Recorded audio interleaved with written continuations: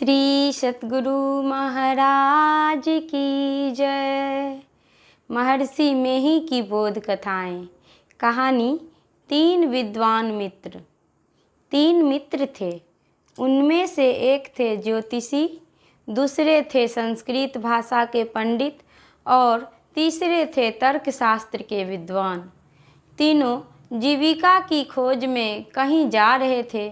उनके साथ एक घोड़ा भी था जिस पर उनका आवश्यक सामान लदा हुआ था। राह चलते चलते एक जगह संध्या हो गई।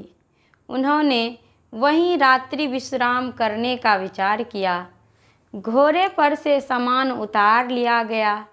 उन्होंने आपस में विचार किया कि कोई घोड़े को चराने जाए, कोई बाजार से घी लाने जाए और कोई खिचड़ी पकाए। ज्योतिषी घोड़े को चराने गए। उन्होंने घोड़े को ऐसे खेत में छोड़ दिया जिसमें घास के पौधे बहुत बड़े बड़े थे, इसीलिए घोड़ा घास नहीं खा सका। कुछ देर के बाद ज्योतिषी घोड़े को भूखा ही लेकर लौट चले। तर्कशास्त्र के जो विद्वान थे वे कटोरे में घी लाने के लिए बाजार गए। बाजार से वे कटोरे में घी लेकर लौट रहे थे। रास्ते में वे तर्क करने लगे कि कटोरे में घी है या घी में कटोरा। इसका जांच करने के लिए उन्होंने कटोरे को औंधा कर दिया।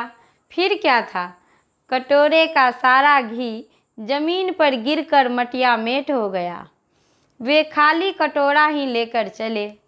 संस्कृत भाषा के जो पंडित थे वे खिचड़ी पकाने लगे।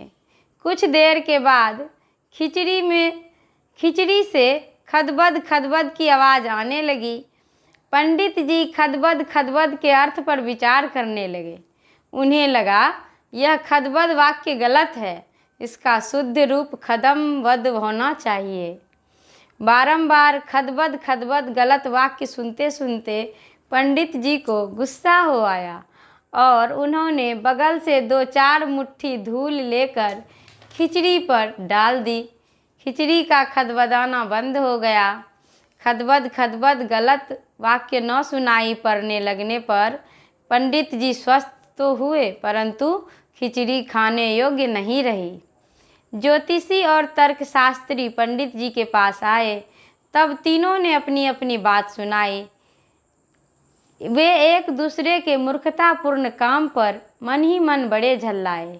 इस कथा से यही शिक्षा मिलती है कि पुस्तकीय ज्ञान के साथ साथ व्यवहारिक ज्ञान भी होना चाहिए। श्री सतगुरु महाराज की जय।